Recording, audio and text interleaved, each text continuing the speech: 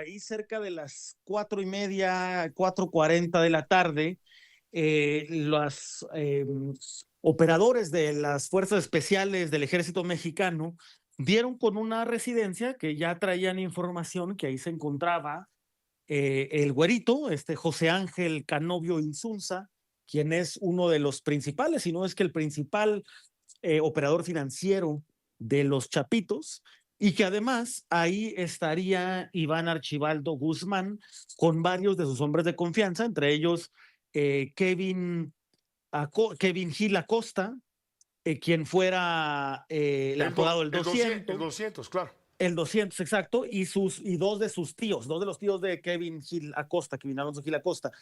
Eh, Ellos estarían en esa casa, de ahí escapó, de ahí es donde escapó. A ver, Canovio, el güerito, no logró escapar, él fue detenido ahí mismo, fue llevado inmediatamente a una zona militar y sacado de ahí a la Ciudad de México, a la FEMDO, inmediatamente. Él habrá llegado a la FEMDO a eso de las 7, 8 de la noche de la Ciudad de México. Pero ¿por qué rata de dos patas? ¿A quién te refieres? Eh, Mira, me pareció que era muy importante. Hay muchos que encajan con el saco, a los que les queda Sin duda, sin duda alguna.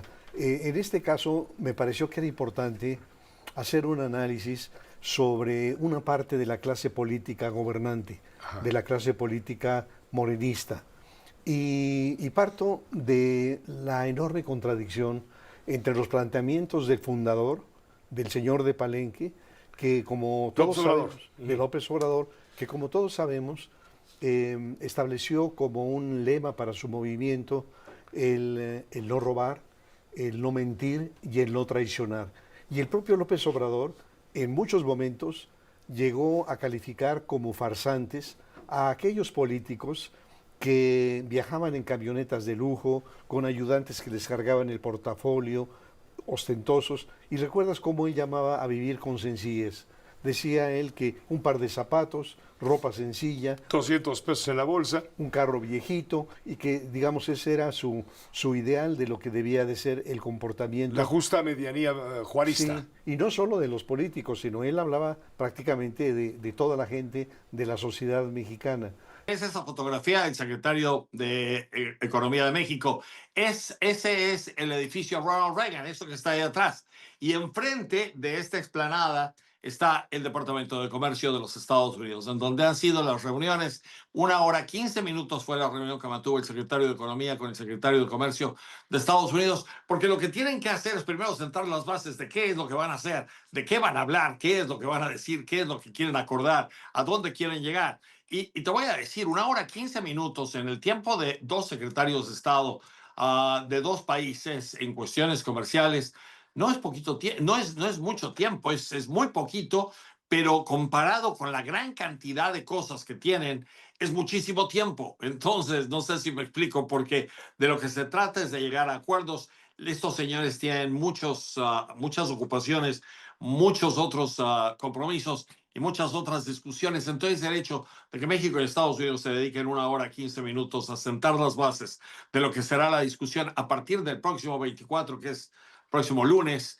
El origen del problema viene por querer elegir a personas juzgadoras bajo criterios electorales, políticos, territoriales. Claro. Ese es el problema. Entonces, esto no puede salir bien porque es como si tú metes un tablero de ajedrez y quieres jugar damas chinas sobre el tablero de ajedrez. No funciona.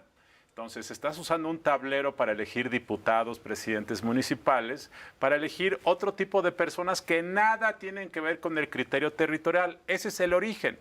Y el segundo problema, como lo han mencionado algunos expertos, es que no se respeta la equidad del voto. Es decir, tú y yo y los que viven en Monterrey y los que viven en Colima, cada uno va a elegir diferente número de personas juzgadoras. Tú a lo mejor eliges 9, yo 6, otra persona 14. ¿Por qué?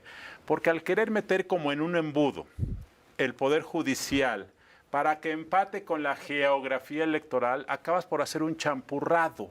Y entonces básicamente lo que el INE quiso hacer es darle el mismo número de flechas a cada uno de los votantes y que tú tires flechas. Y si tú vives en Colima, seguramente vas a tener una flecha para elegir un juez que a lo mejor está localizado en Nuevo León o que a lo mejor resuelve casos de otra entidad. Mi querido Pepe, es algo que hizo el Papa cuando llegó al pontificado.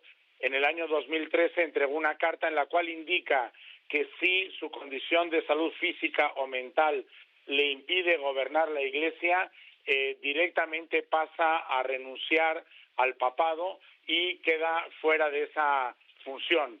Al final está siguiendo un poco la línea del Papa Ratzinger, que marcó el tema de la renuncia como un tema fundamental que hacía siglos y siglos no había sucedido. El Papa no ha renunciado, simplemente en el 2013 entregó esa carta al secretario de Estado Tarcisio Bertone.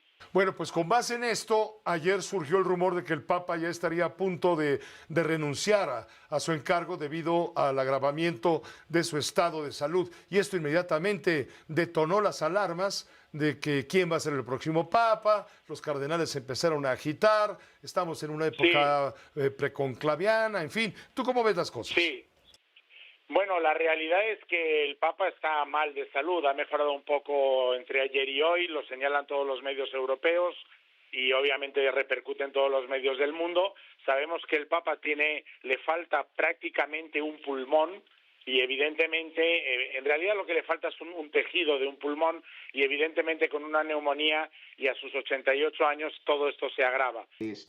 Hoy se cumple apenas, ¿no?, un mes de que Donald Trump asumió la presidencia de Estados Unidos por segunda vez y efectivamente ya ha puesto al mundo de cabeza en todos lados.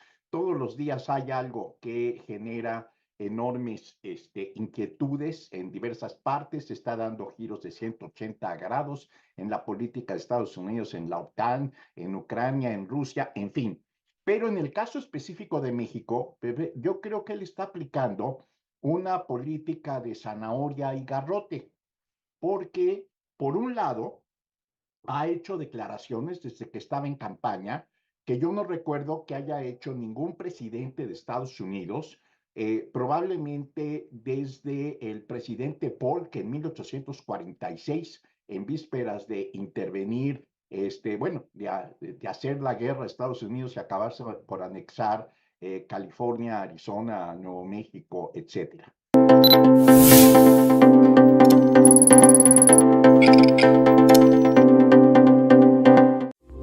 Esta fue una producción de Grupo Fórmula. Encuentra más contenido como este en radioformula.mx.